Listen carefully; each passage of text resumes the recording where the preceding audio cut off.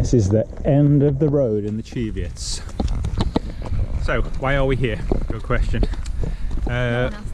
We're here to do a wild camp, but it's a good opportunity to try out a new tent, which is the Exped Mars II Extreme. So it's a 4-season tent. This is British summertime, but it's going to be a bit windy on the top, so it'll be a good test.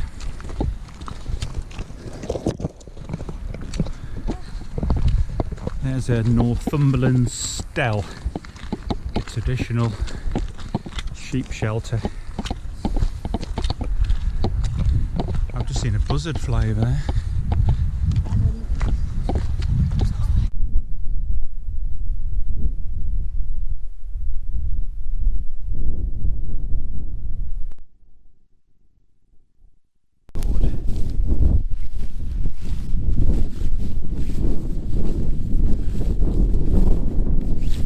So as it's going in, there's captive pole sleeves at each end, which is really good. Except that pole's come apart, which is not really good.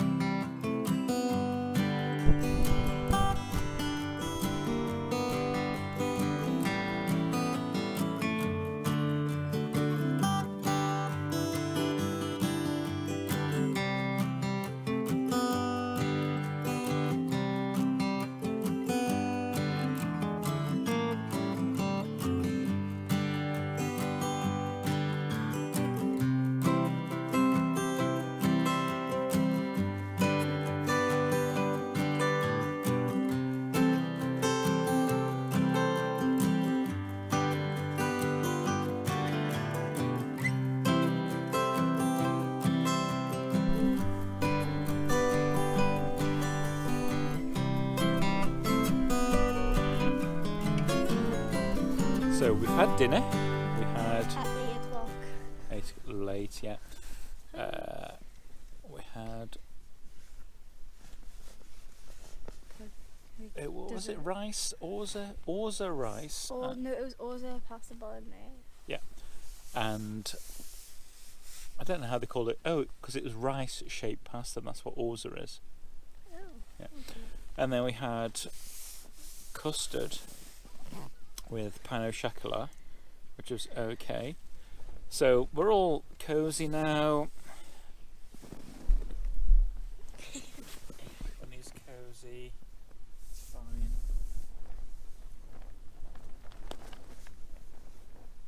We've got an amazing view. So, what do we think about the Exped Mars II Extreme? Sasha thinks talking about tents is boring. I think it's my lifeblood. So setup, not easy, to be honest. I like a pretty pitch. I like to be able to get it up and it's super taut on all sides, and I struggled a little bit tonight. By making holes in the tent. Yeah, and I've punctured it through the poles. But that's not the tent's fault. That is absolutely my own stupidity and haste and wind and hungry child, etc. I'm not blaming you, Sasha. I didn't make you make a hole in the tent. Yeah, but it That was all your part of the Belmonte kind of fault. Monday fault, yes. So, but to be in here now, it's a lovely place. It's warm. It's You warm, can of tell course. the difference when you come inside. It's really warm. And I really love a tent where you can kind of like adjust the ventilation. This is the small end we're at, but the big end is we've got the rucksacks in there.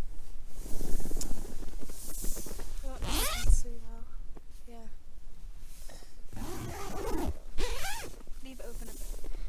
And we've got the kind of cooking area and boots and stove and water. So we're pretty good. So it's a nice place to be. So about liking a tent or about loving a tent, to me it's all about the memories that are made in it. So we're making some good memories tonight. So that's all pretty good. Doing the little tiny pinball things. That's what we're making a memory with. Sasha's idea of making a memory is eating sweets now, isn't it? Wait, you So forgot if I put a bit of pressure on the side there, we're still not touching the outer there. So we'll talk more in the morning for sure about Good night. how it's been. We're not going to bed yet. Let's just have a little look at the view outside. Oh, okay, not good night.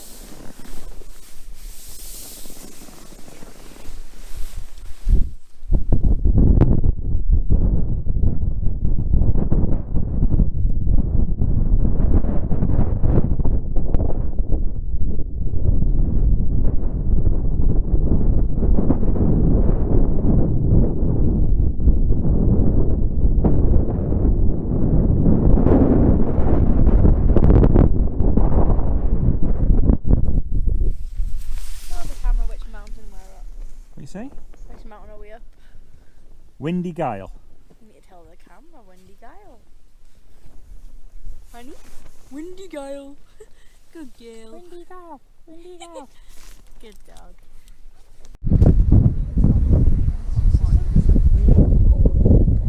And you said it would be the morning when we came back. Hello. The view's that way. Right there.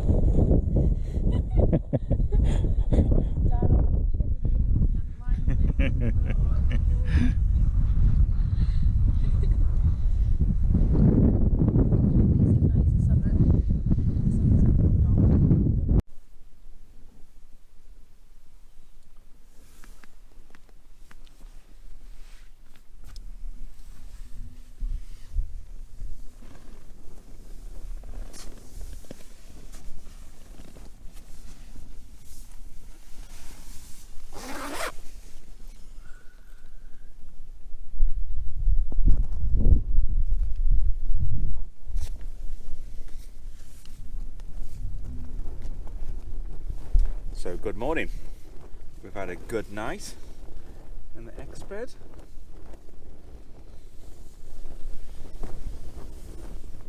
We've got a fresh breeze outside, about 15 to 20 mile an hour, gusting Yay.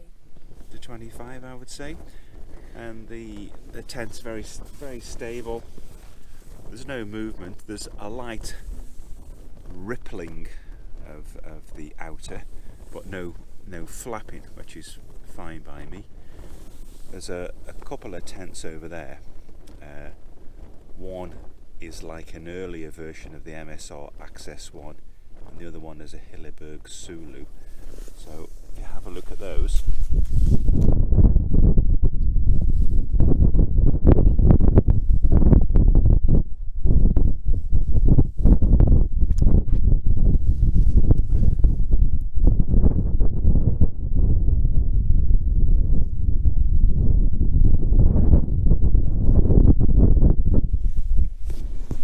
just a little ripple. So we've got a little bit of condensation inside here, but this porch area is really easy for me to sit up in. I'm 185 centimeters. I'm on my knees there. So if I sit, I can sit absolutely totally upright there. There's plenty of space. I've got room to drink, and I can even drink on my knees. So lots and lots of space. So the vertical sidewalls does make a difference to the space. Something that Sasha's mentioned she would change, do you mind, is having an attachment to the outer mid-wall guiding Make point. it better because it was like a bit like in a. It would just enhance the use of the vertical walls a bit more, but perhaps if I had it pitched out a little bit longer, that would be better. You've had a good night, haven't you, honey? You're doing fine.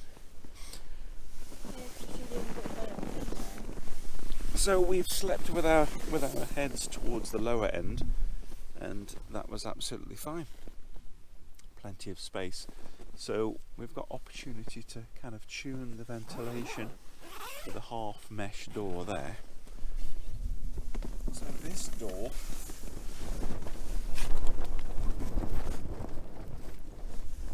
is quite a clever design in that you can kind of have it half open either side, which I like.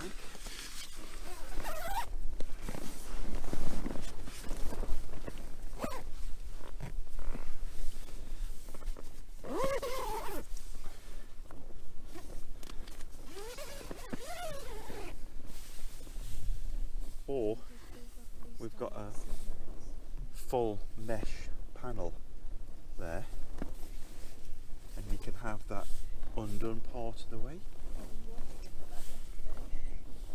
It tends to flop down a little bit, but what I might do is put a longer toggle .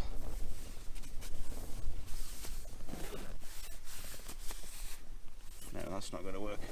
I think we'll just have to have it kind of flopping down like that. The door stores in this little pocket up here. We've got a line across the top, which we had our lights on last night. And there's more attachment point for lines there. So you could put an extra line there. Plenty of pockets, and I really like these two-story pockets. I've had quite heavy things in there, and it wasn't falling down near our faces at all.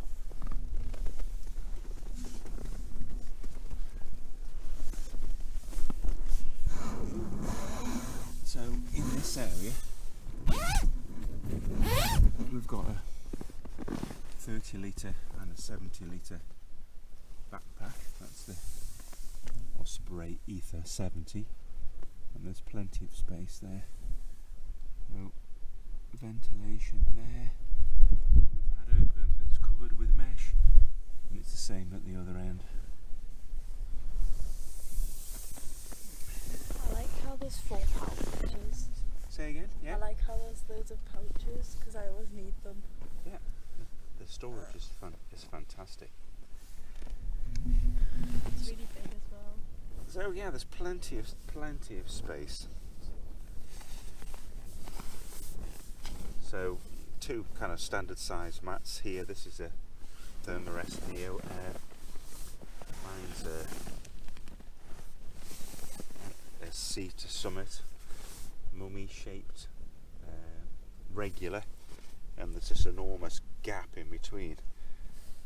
So, if you had a small person, top to tail, you could fit another mat in there.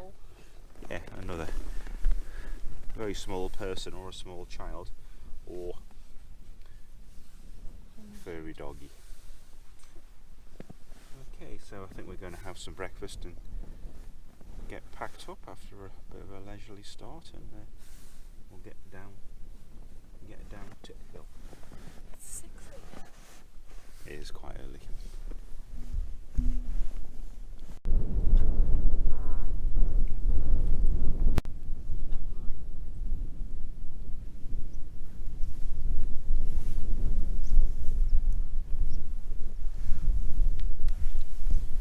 So the only other tests I've seen online on this was in the German magazine. There's a web article, and they subject tents to a lot of wind, and this one did really, really well. Criticism they had was with the door jamming, but they've since changed the design on the door to make it a smoother angle here, and I've certainly had no problems. It's a little tiny bit stiff there, but absolutely fine. So we're nearly packed up and ready to walk down. So we're going to be walking down here, which is on the England-Scotland border.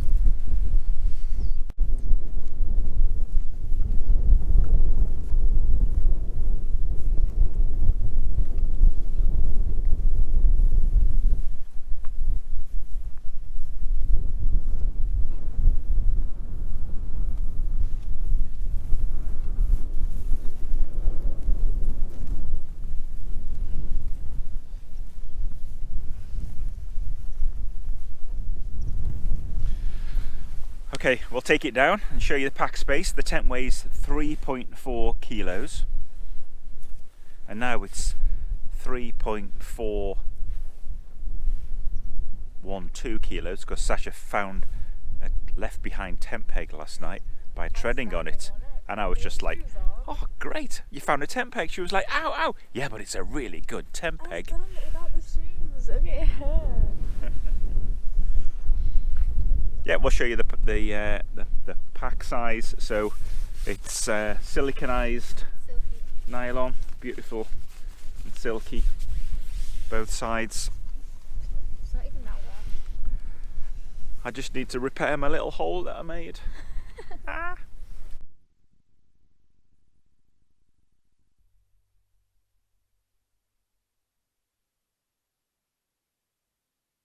So I'm back home now, and I've repaired the little hole I made in the pole sleeve. You didn't quite see it on the video, I was having sound problems, apologies for that, but it should have been into this captive sleeve here, and I had got it in there, but a little bit of a problem that the Outdoor magazine commented on, and I've found to be an issue, is the pole elastic is very, very loose, and it seems to come apart very easily. So what I've done is tighten the pole elastic up,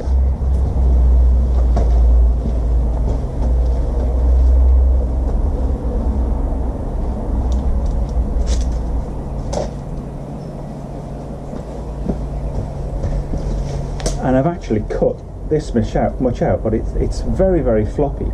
So if this problem happens again, where the poles far too easily come apart, I'm going to replace the pole elastic, because there's not a lot of retention there, so I had got the pole into the sleeve. It came apart, I fixed it back in again, started to push it back through again, and it wasn't seated at the bottom, and that pushed through the sleeve here and made another little hole in the temp fabric here. So I'm hoping that'll hold all right. So if this continues to kind of like be too floppy and come apart, as I say, I'm going to replace the whole thing.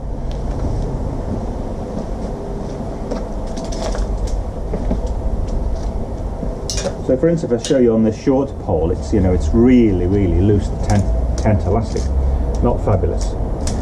So let's get it packed up. You can see what it's like in the bag. So other than that small thing, it's been a great night with the new tent. Really pleased with it. I've shortened the elastic on all of the tent poles now, so should be fine. There's an integrated pole and tent peg and repair kit bag.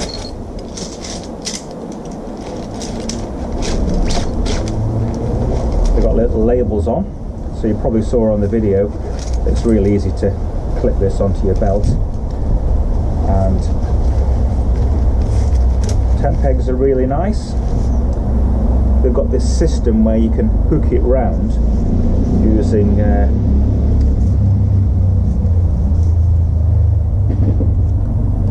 end of this that makes a little capture point. So the idea is you just loop that around there and it threads through there and it catches on there and kind of snags down. Or if there's snow or sand, they're saying that you can use this little notch and use that as a kind of like a dead anchor. So I guess it's good because it'll always be kind of like, it'll always slide down and have a nice retention on the tent peg. So the verdict's out for me on these little tea bag things. So the idea is it's nice and quick. You just wrap up the guy after use and just pop it in this little bag, tuck it over, and that retains it. That seems to work. So you get a repair kit as well. Just making sure you can see that all right. It has 3 spare guy lines with their little retention bag, and then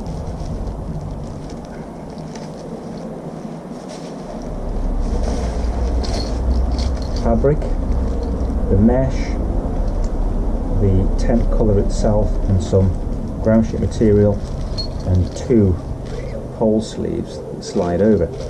Incidentally, mentioning the ground sheet, it's fantastic. It's a lightweight ground sheet, but feels one of the best in terms of toughness that I've ever used. Let's get this in the bag. Nice loose top loader. Just tuck that down.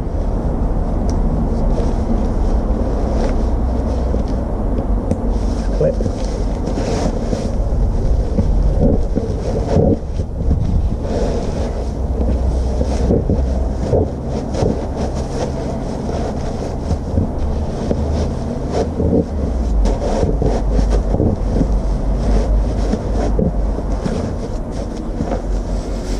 And there we go, all good.